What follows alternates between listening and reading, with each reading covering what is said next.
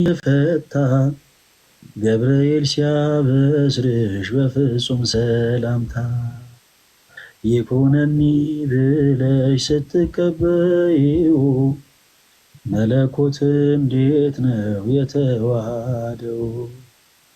ያን ባሰብኩት ልቤ ይመሰጣል። ከዚህ በላይ ፍቅርስ እንዴት ይገለጻል? ሰባቱ መንጦላዕት ወዴት ተጋረዱ? ሰባቱ መብራቶች ወዴት ተሰናዱ?